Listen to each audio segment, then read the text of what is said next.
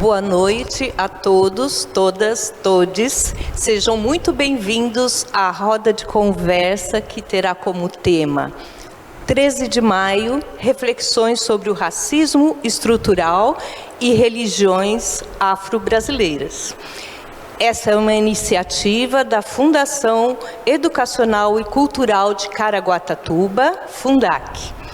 Quem vos fala é Luciata, sou ceramista, participo do grupo Ubuntu Caraguá Ceramista, do grupo de danças folclóricas de Caraguatatuba, Perequê Mirim.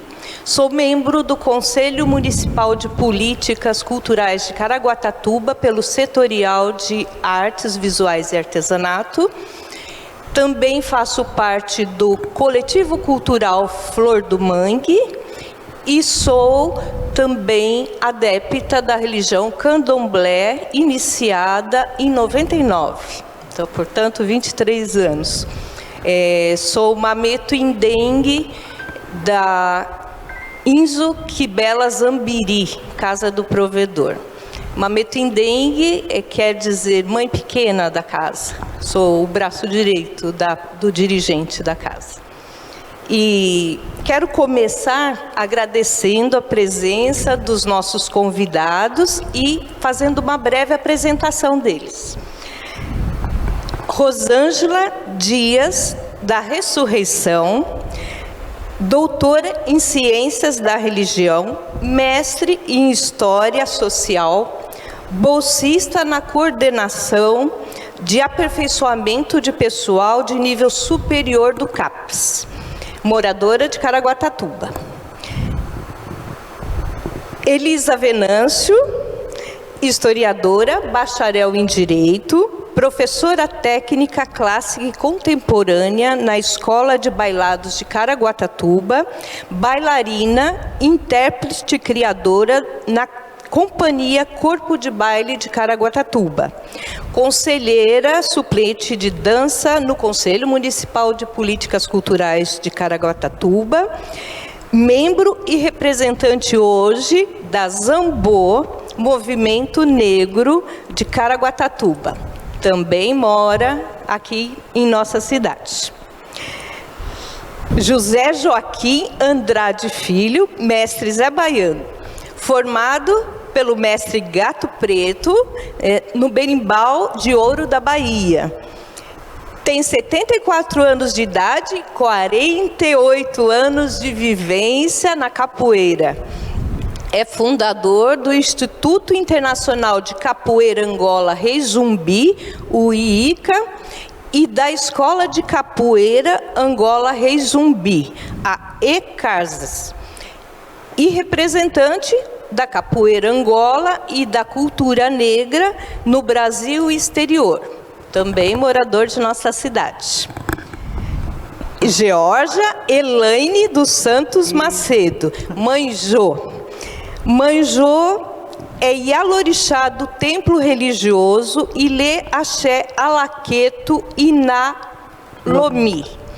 Iniciada no candomblé pelo Tata Osinanrundê de Ogum, em 2006, a Orixá Oiá, a Senhora dos raios, dos ventos, das tempestades, e também manipuladora da energia ancestral, desencarnada, da energia ancestral, e encaminhamento dos desencarnados. É uma divindade muito bonita, né?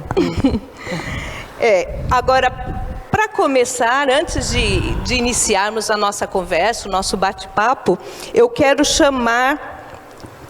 apresentar a Keiliane Dias, que fará uma dramatização poética.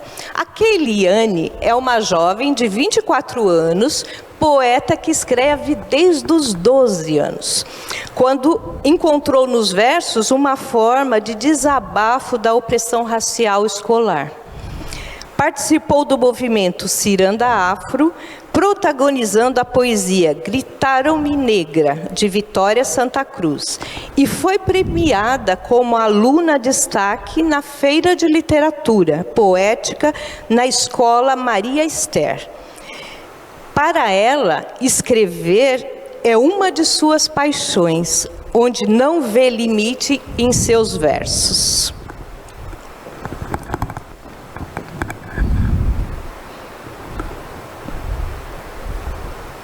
Boa noite a todos. Boa noite. Negra do cabelo duro, negra do cabelo duro, e não gosta de pentear.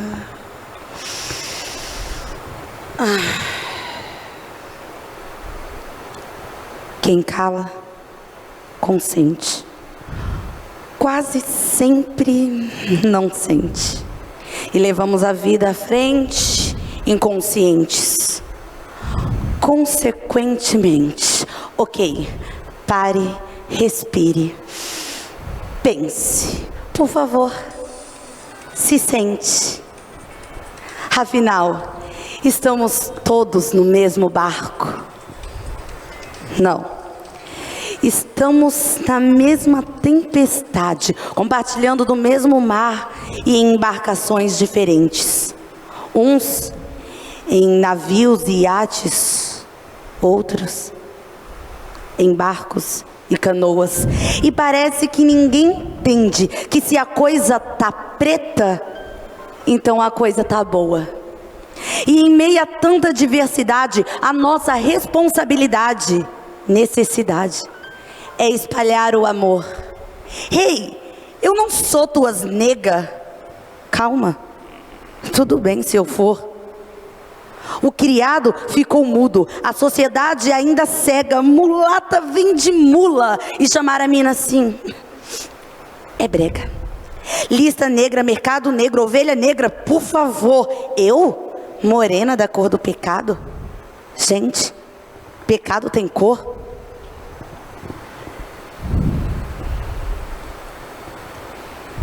Negra do cabelo duro, que não gosta de pentear.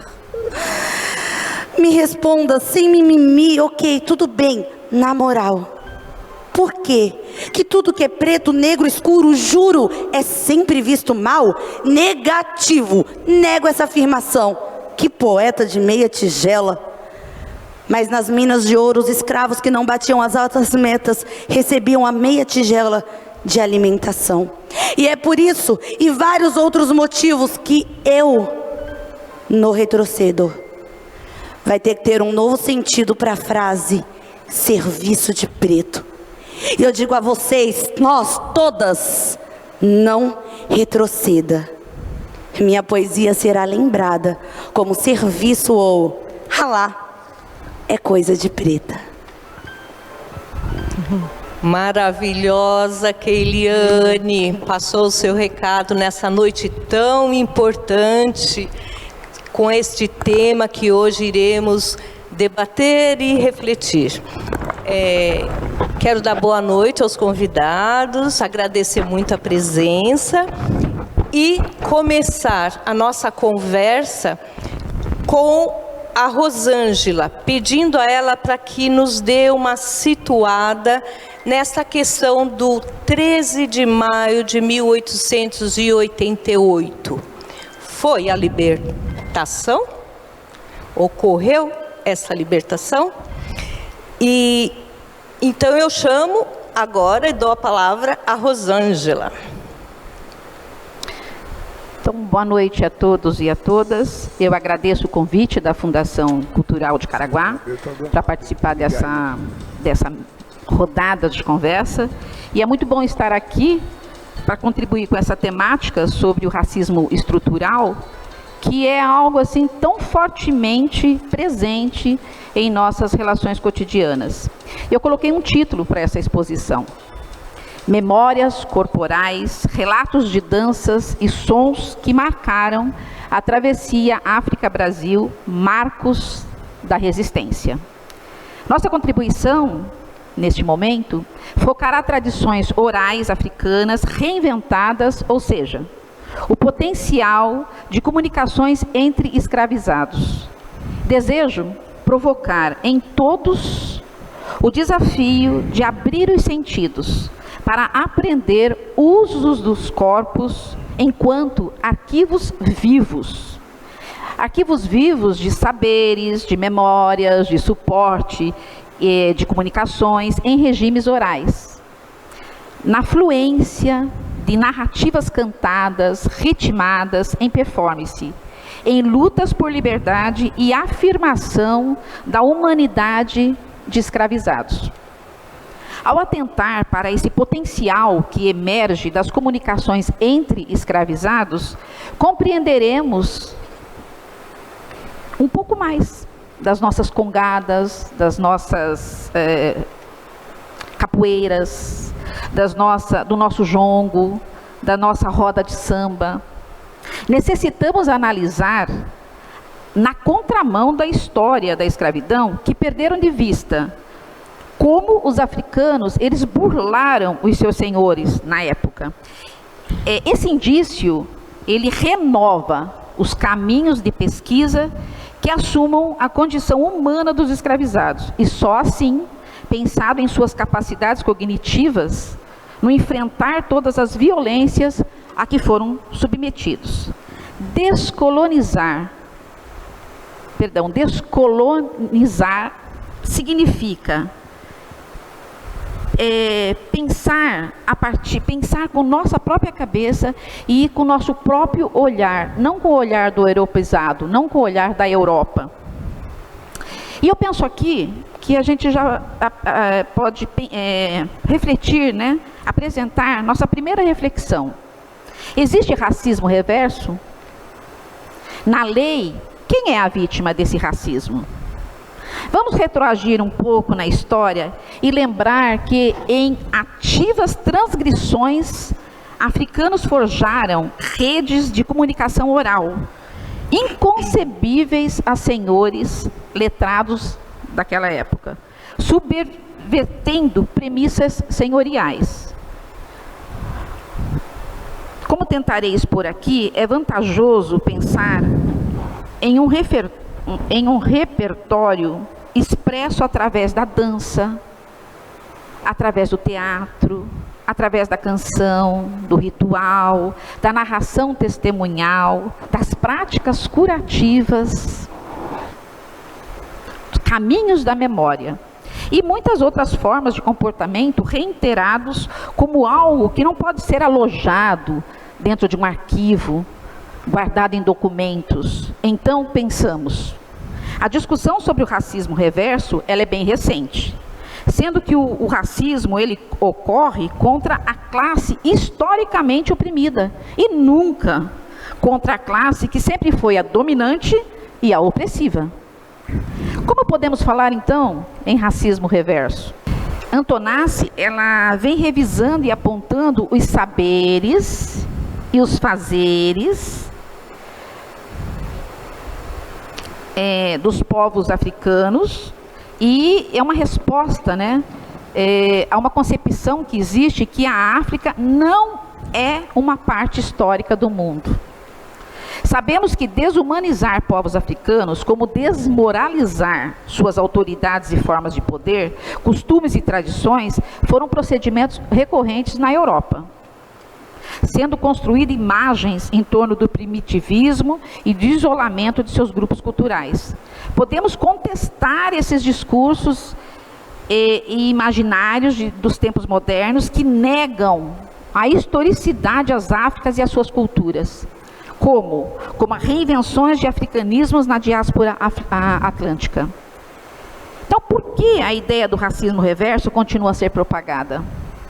Para falar sobre racismo inverso ou racismo reverso, temos que lembrar que africanos, eles sobreviveram à travessia do Atlântico, trazendo consigo escritas performáticas, vinculadas à transmissão de geração a geração, por meio da inteligência do corpo humano. Racismo e preconceito são conceitos distintos. Quem acredita no racismo reverso acha que o racismo antinegro é normal e natural. Emoções e sensibilidades emergem nos ritmos e nas canções enraizadas em tradições e diversos instrumentos musicais que vão construindo uma experiência única. Os estudos do corpo nos ensinam, assim como os textos e demais suportes materiais, né? que eles devem e podem ser estudados através dos tempos. A música, entre outras culturas africanas, também está integralmente relacionada com a visão do mundo e das sociedades africanas, constituindo-se como símbolos de resistência, permeando todos os aspectos da vida. Vale lembrar aqui que na travessia do Atlântico, África-Brasil, os negros, eles eram colocados, né, nos navios negreiros, famílias diferentes, né, tribos diferentes, com línguas diferentes, mas tem algo que saía, passava as paredes, né, que era a música. Eles passavam toda a travessia cantando. Porque nós estamos falando aqui de um povo que não era letrado. Por isso eu estou falando da questão do estudo das expressões e desse saber oral, porque não são povos letrados, né? Então a história dos negros não está nos arquivos. E aí a gente pergunta então, por que as religiões de matrizes africanas acabaram sendo o principal alvo de intolerância religiosa no Brasil? Há várias explicações. Eu vou citar duas aqui. Bom, a meu ver, uma está relacionada ao próprio racismo e à discriminação que remontam à escravidão.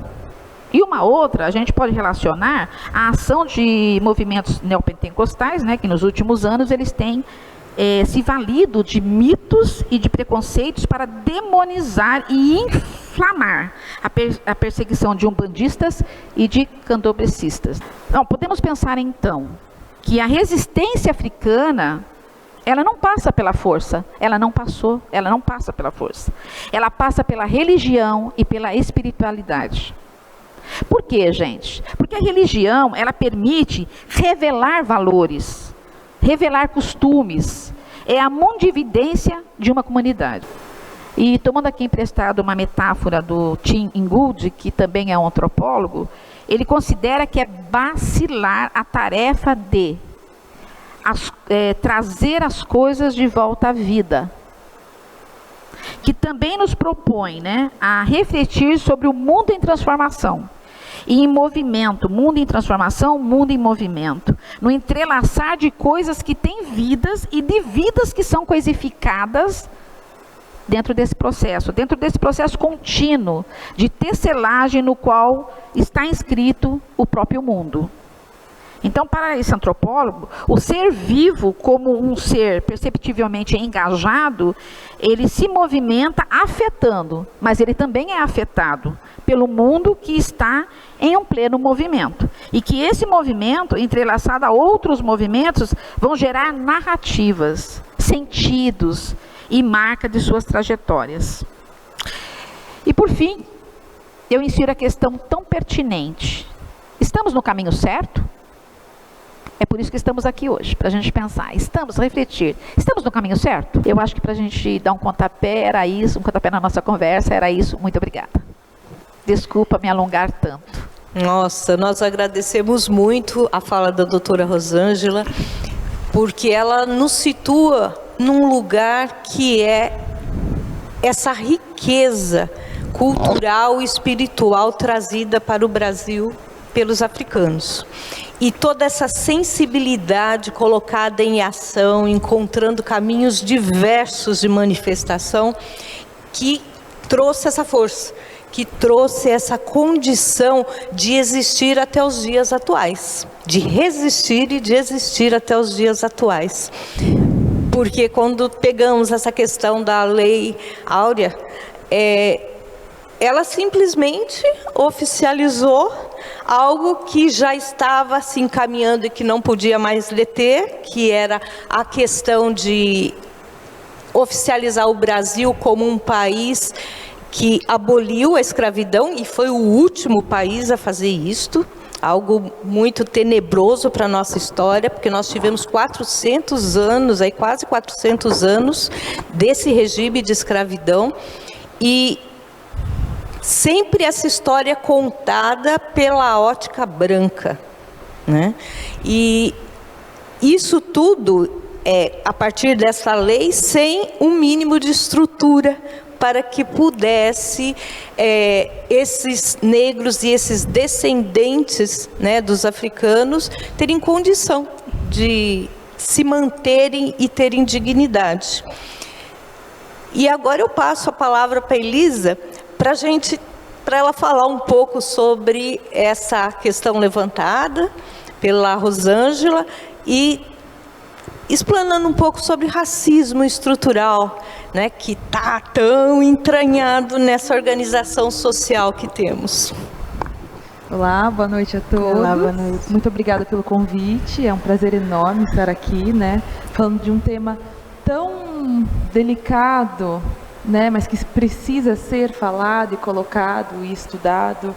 E muito obrigada pelo convite. Agradeço também aos meus ancestrais, né, que sem eles talvez eu não tivesse o direito de estar aqui hoje falando abertamente sobre esse tema, sobre esse assunto, e falando um pouco, né, pegando aí o gancho de toda essa temática. É muito importante realmente salientar, né, que estamos aqui em virtude do dia 13 de maio, não em comemoração do dia, porque infelizmente com a abolição da escravidão, os escravos da época, na verdade, foram despejados à liberdade, né? Não houve nenhuma ação do Estado que inserisse essas pessoas na sociedade de forma justa, digna, muito pelo contrário, né?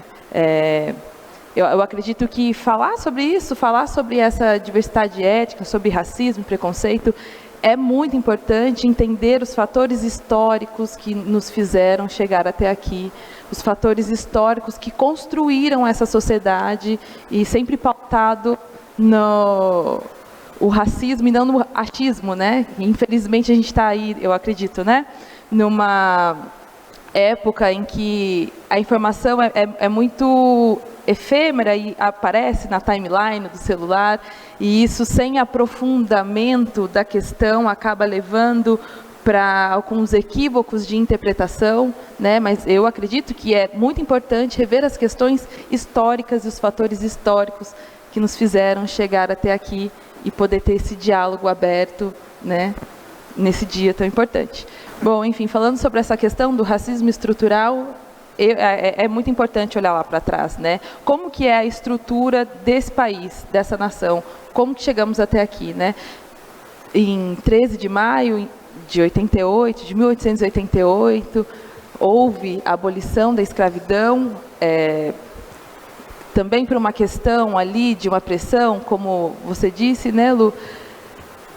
O Brasil foi o último país do hemisfério norte a libertar seus escravos, né? E o que isso quer dizer, né? Não foi também de uma questão social, uma visão social e humanitária, muito pelo contrário, foi, historicamente falando, a partir de uma pressão da Inglaterra, a industrialização do Brasil, a essa mão de obra remunerada, né? Então, enfim, eu acredito que isso é um assunto e uma questão que precisa ser levada em consideração, né?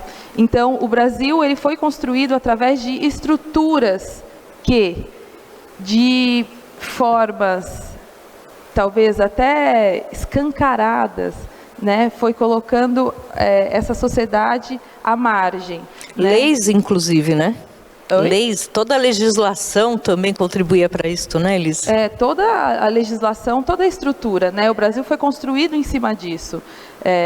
Então, eu acredito que seja importante a gente olhar para os espaços e perceber que em uma população em que a grande maioria é negra, afrodescendente, preta, os espaços de poder ainda não são ocupados, né? Essas pessoas ainda não chegaram a esses espaços. Então, é importante refletir do porquê que isso ainda não aconteceu, né? Será que a gente precisa de ações afirmativas, políticas públicas, para que essas pessoas tenham as mesmas condições de chegar a esse espaço, talvez mudar o ponto de vista daquele que contrata, daquele que dá a oportunidade, né? E às vezes não, né? Acredito que na grande maioria essas questões estão atreladas a um pensamento estrutural, enraizado, de como se aprende desde pequeno a enxergar as relações e as classes sociais do nosso país, né?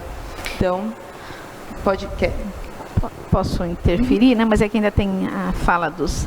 Mas assim, é por isso que eu trago aí, para a gente refletir sobre os estudos atuais, sobre esse olhar de pós-colonizados, porque, infelizmente, indo ao encontro do que você está apresentando, nós ainda, mentalmente, ainda temos uma postura, né, valores com base nas questões coloniais, é como se a gente ainda fosse uma colônia. Aliás, né, cabe aqui colocar que estamos encaminhando novamente para ser um país usado como colônia, né?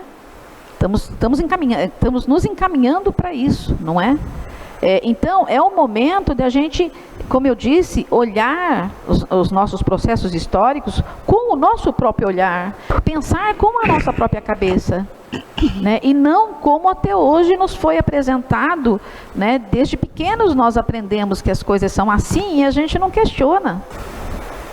Posso falar? Claro. Sim, mestre Zé Baiano. Todo mundo está dando boa noite, eu vou dar boa noite também, né?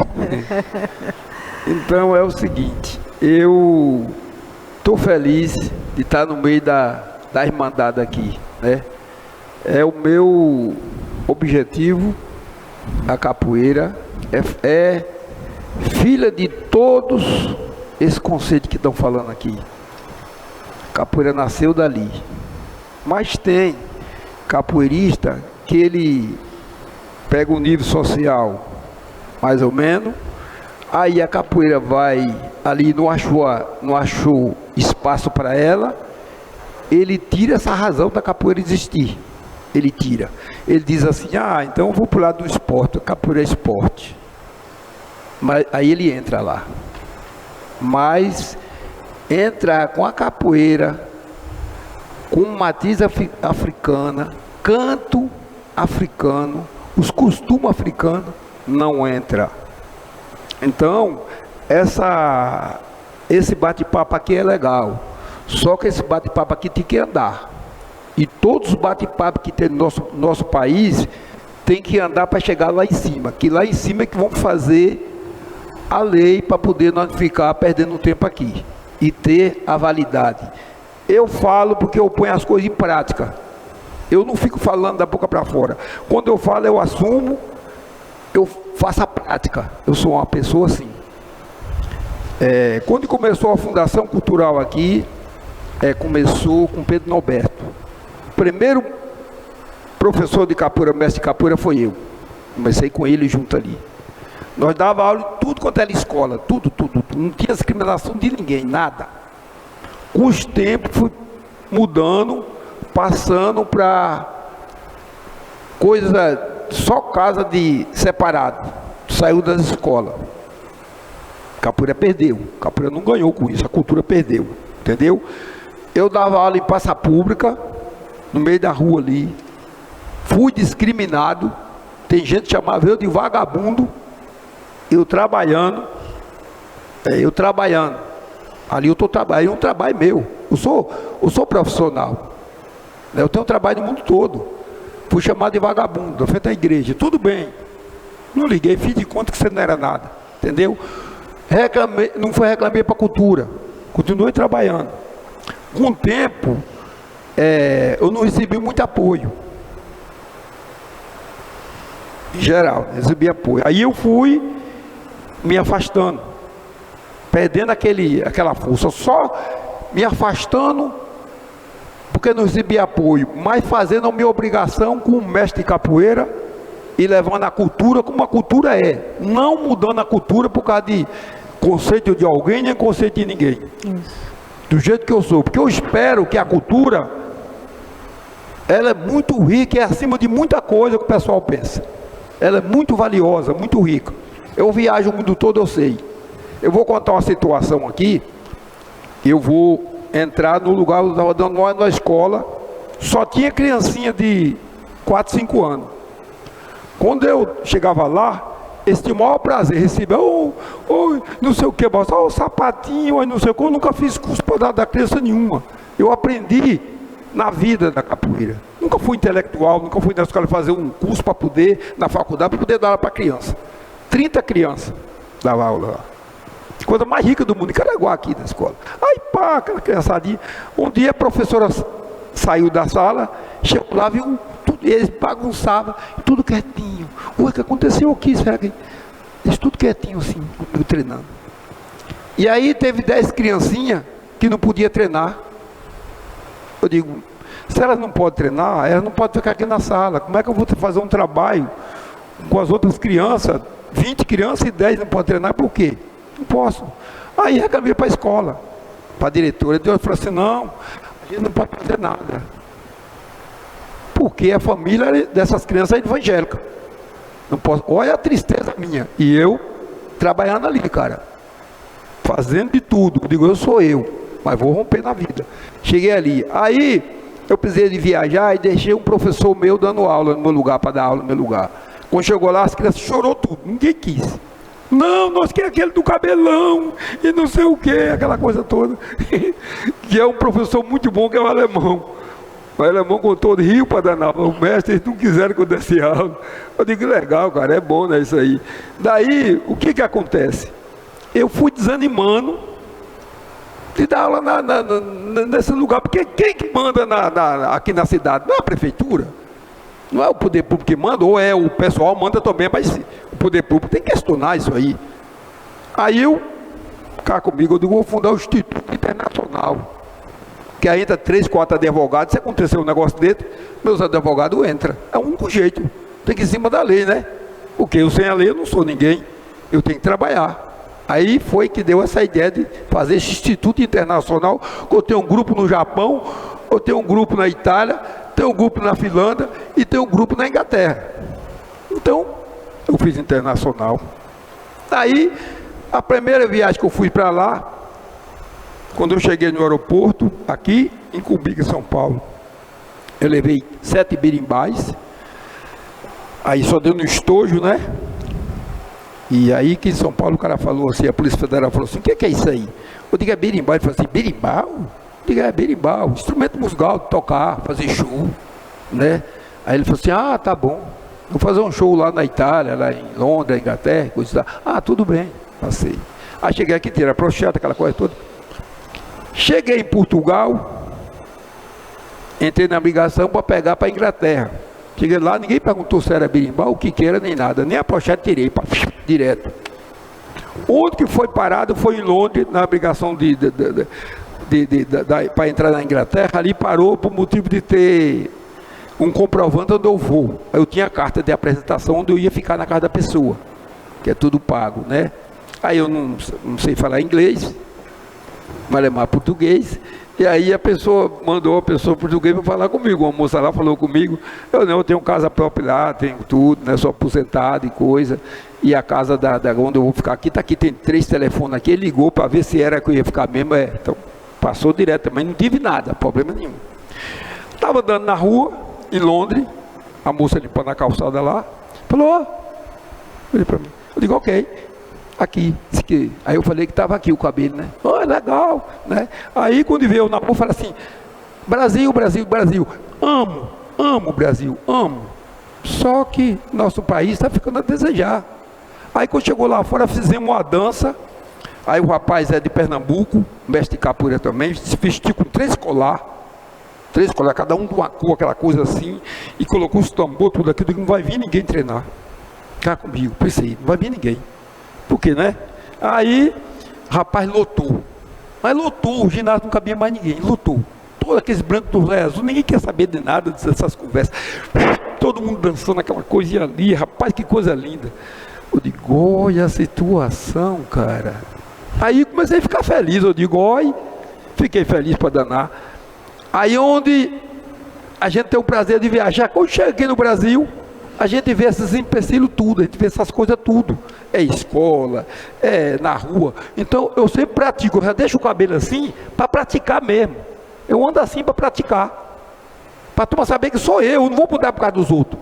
Eu sigo eu sou o mestre Zé Baiano. Minha filosofia é essa. Eu nasci de família pobre, na Bahia, interior da Bahia. Vim para cá com 13 anos de idade sozinho, dormi na rua, passei fome e venci na vida. Hoje eu considero a dela minha aluna, o marido dela é meu aluno, pequeno eu considero como minha aluna, aqui, entendeu?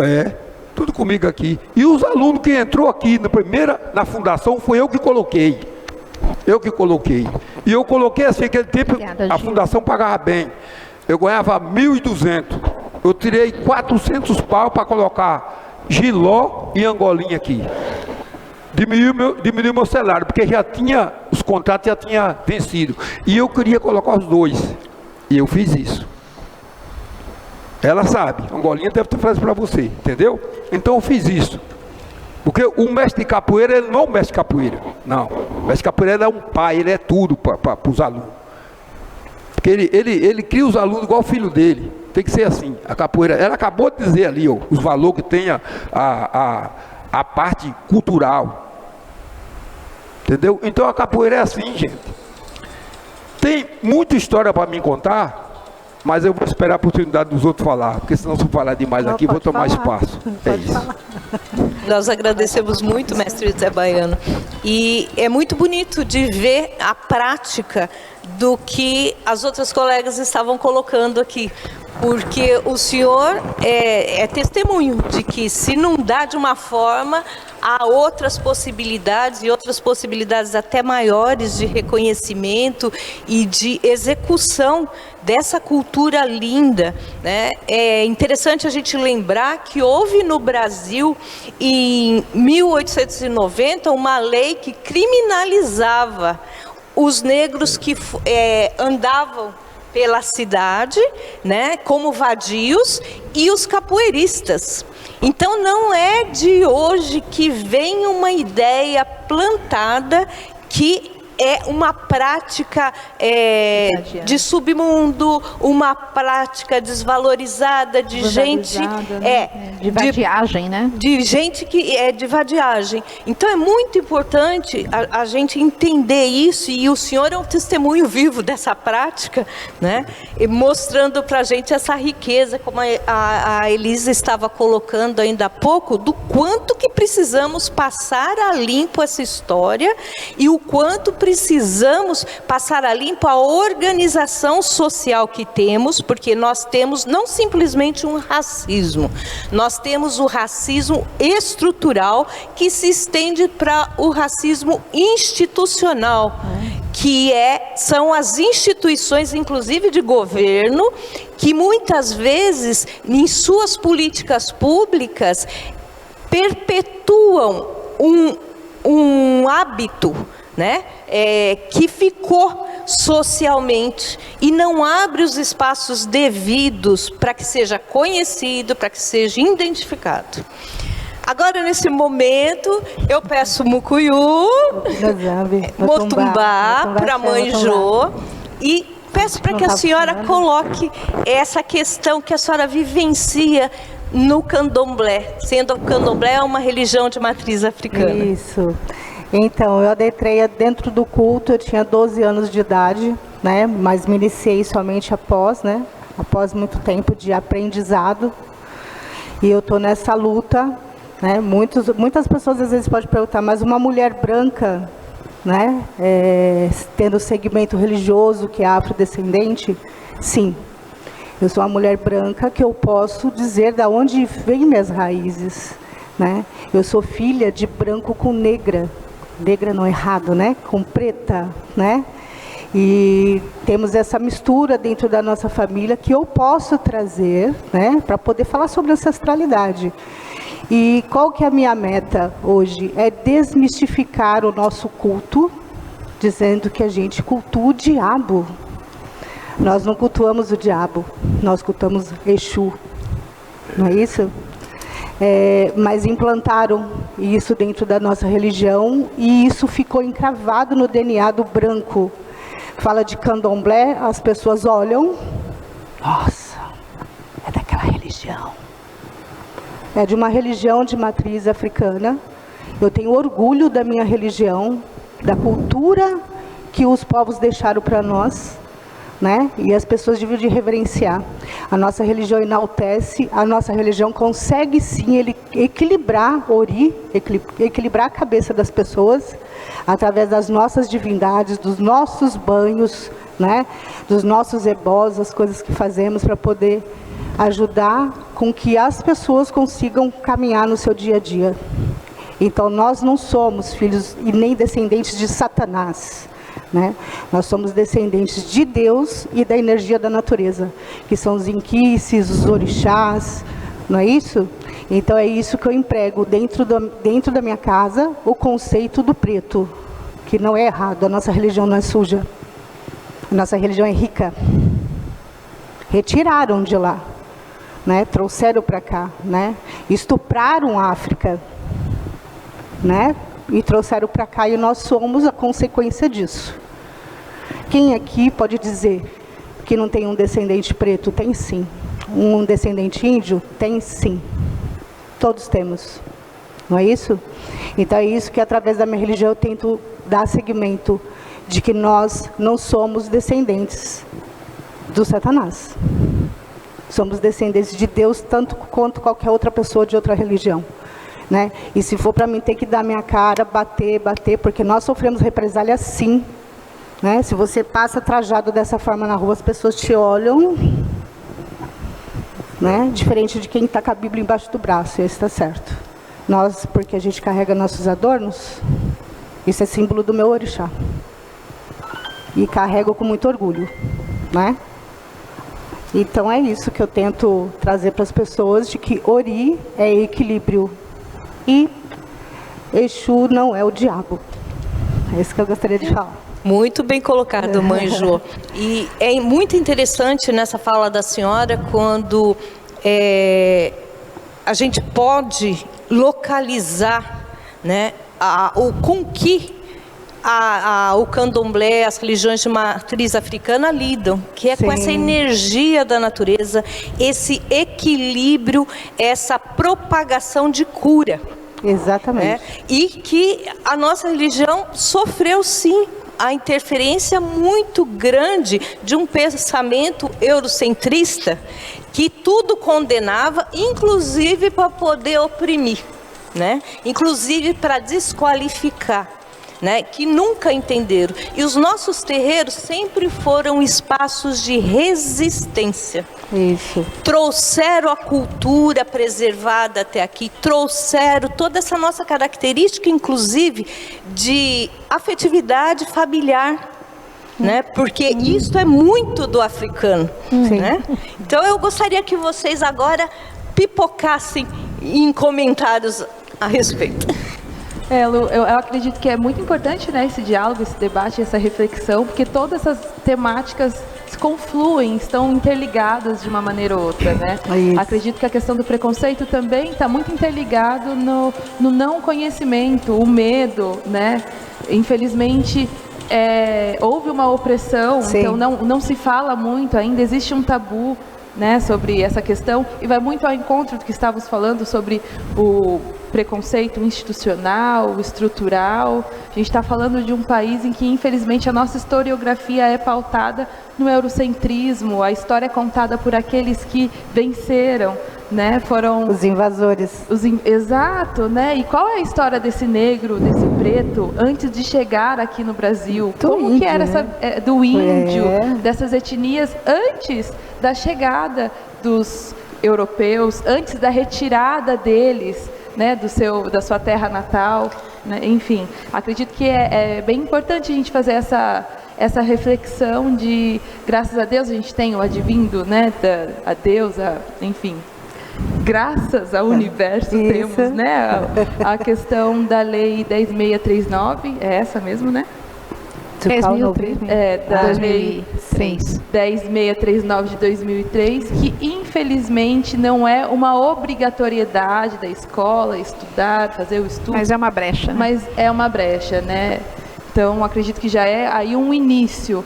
Qual é essa história contada por outras perspectivas, né? Isso, o lado bom também, Pelo né? outro lado, exatamente, né? De refletir um pouquinho sobre qual é o outro lado da história, né? Que infelizmente ainda estamos engatinhando, mas é um começo, né? A gente está falando de quase 400 anos em que fomos considerados coisas e propriedades, Objetos de casa. seres sem alma, né? Então a gente ainda está engatinhando nessa transformação. O importante é sempre ter esse diálogo aberto, essa reflexão, caminhar para que a gente possa conhecer o desconhecido e perder e tirando essas escamas de preconceito, quebrando entender os a mitos. realidade do outro, né?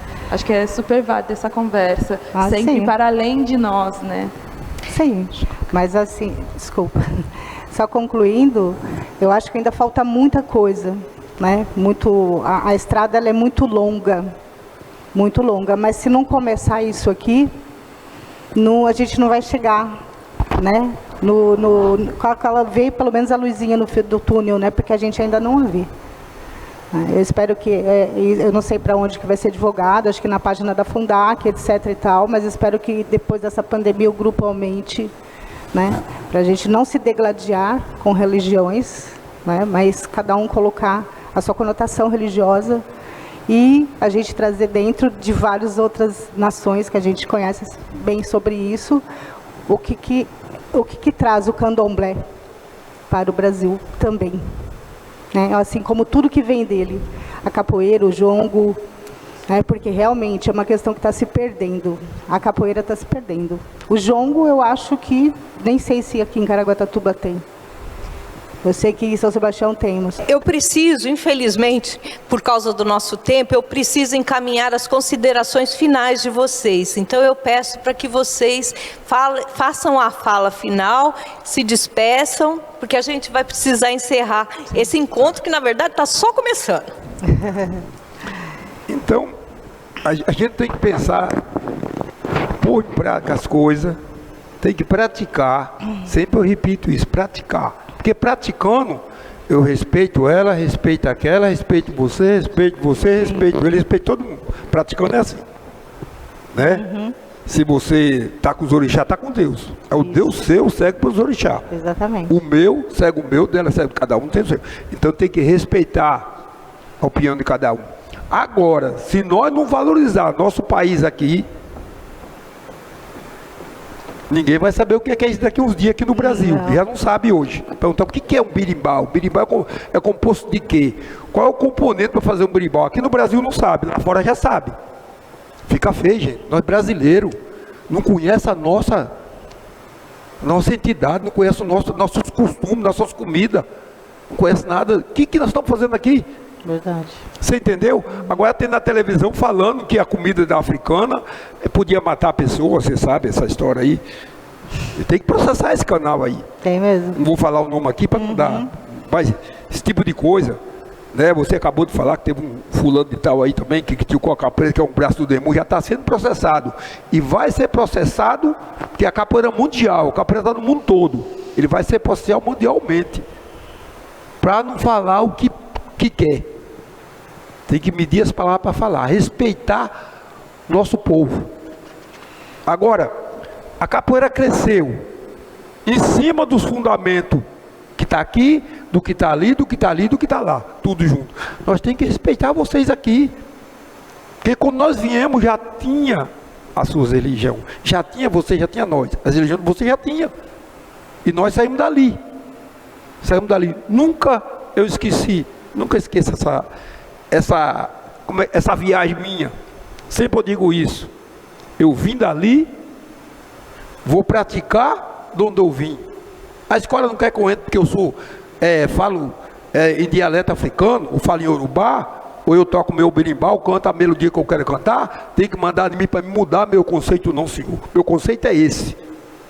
Eu tenho que representar meu país, o que eu sou aqui. E lá fora eu entro assim também, para me respeitar eu. Então, a gente tem que batalhar muito por isso aqui. Tem que batalhar muito para chegar lá em cima, para poder aprovar leis. Senão nós não conseguimos. Muito obrigado, mestre. Sim. Manjô, para suas palavras finais. Já concluí minha tese. Compra assim, beleza, compra assim, azul. A minha tese, que eu acho que o candomblé ele enaltece, que o candomblé ele está dentro de todo mundo, porque todo mundo tem um ancestral que mora lá dentro, né? E é isso que é a nossa caminhada. Axé para todo mundo, né? Que Olodumare, que Olorum abençoe a todos. Axé, meu irmão. Axé. Elisa, mais alguma coisa? Quero agradecer o convite, muito obrigada. É muito enriquecedor estar aqui e ouvir outras experiências, outras perspectivas, pautado em fatos, estatísticas e leis, né? E acredito que estamos engatinhando, começando nossos primeiros passos, né, para a igualdade étnica racial. Isso. Enfim, não é uma luta fácil, uma jornada fácil, uma caminhada tranquila, mas que ela nunca cesse, nunca pare, que a gente continue, né, refletindo, pensando e agindo em prol de chegar perto de o que pode ser considerado o ideal, né, para todos que residem aqui nesse planeta Terra, no Brasil, em Caraguá, enfim, é isso. Muito obrigada. Rosângela? Eu quero agradecer mais uma vez, né, o convite. Eu creio que as pessoas que estão aqui, elas estão engajadas, né, numa luta, que como foi falado, esse é um pontapé, né, eu quero que a gente possa ir mesmo para as ruas e para a prática. E eu quero dizer, como educadora, né, ainda que aposentada, mas eu serei sempre professora, dizer que foi falado aqui da legislação que abre essa brecha. Então, eu penso que a gente não tem que pensar em mudar o mundo, mas tem que pensar primeiro em mudar onde nós estamos, né? Então, as escolas sim tem que trabalhar essa questão desse preconceito estrutural, porque é responsabilidade nossa nessas crianças, que as crianças nascem, elas não nascem com os preconceitos, né? Elas não nascem com toda essa carga, somos nós que passamos para elas, né? E eu quero dizer que o meu filho é capoeirista, né? Né? Desde pequenininho, né? Porque como o senhor, eu também sei de onde eu vim, né? Eu tenho orgulho do meu pai pescador negro, lindo, maravilhoso. Então, ainda que as cores se misturam, mas a gente tem que saber de onde a gente saiu, né? Então, eu quero agradecer por esse espaço. Eu acho que serviu para um encontro, né? E que a gente, a partir daqui, possa criar condições de desenvolver, né? Na prática. Muito obrigada. Axé. E em nome da Fundação Cultural, a Fundac, e também do Conselho Municipal de Políticas Culturais de Caraguatatuba, eu quero agradecer a todos os presentes, mulheres maravilhosas, mestre, e dizer ao nosso público que essa conversa só está começando, né? Nós precisamos e devemos nos aprofundar, porque vocês viram que o tempo foi pouco, né? Muita coisa tem a ser dita. Nós precisamos refletir para não dizer ou para não reproduzir preconceitos, para não agir com ações discriminatórias. Nós precisamos combater o racismo estrutural, o racismo institucional em nossa sociedade, para que tenhamos muito mais participação e igualdade. Precisamos todos partir dos mesmos pontos de acesso à educação, a políticas públicas. Precisamos viver uma sociedade mais amparada na dignidade, porque é direito nosso. E toda vez que vocês ouvirem ou que se sentirem tentados a falar que um assunto como este é um mimimi, pensem que mimimi é a dor que não dói em você. Eu agradeço muito, agradeço o convite da Fundac para estar aqui e me despeço de vocês essa noite.